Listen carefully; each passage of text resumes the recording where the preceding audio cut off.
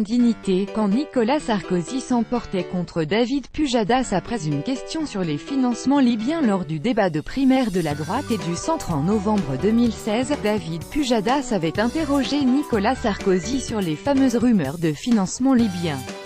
La réponse de l'ancien chef de l'État avait été glaciale. C'est l'un des moments forts de la campagne présidentielle de 2017. En novembre 2016, en plein débat de la primaire de la droite et du centre, Nicolas Sarkozy s'était emporté suite à une question posée par David Pujadas.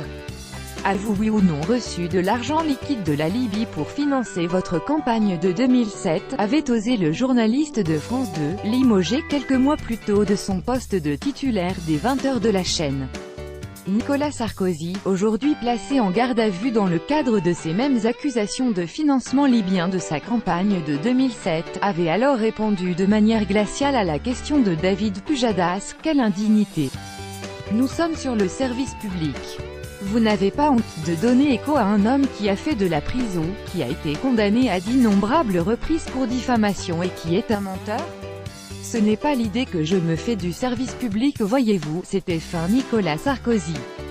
Une réponse qui avait été fortement relayée sur les réseaux sociaux à l'époque et par la presse. Brousse Hortefeux en audition libre dans un communiqué de presse, les membres du Parti des Républicains ont tenu en mi-journée à prendre la défense de Nicolas Sarkozy, en apportant à l'homme politique leur plein et entier soutien. Nous souhaitons rappeler que le principe de présomption d'innocence prévaut pour tous les citoyens. Brice Hortefeux, ministre de Nicolas Sarkozy durant son quinquennat, et fidèle de l'homme politique gardé à vue, était quant à lui auditionné ce mardi matin.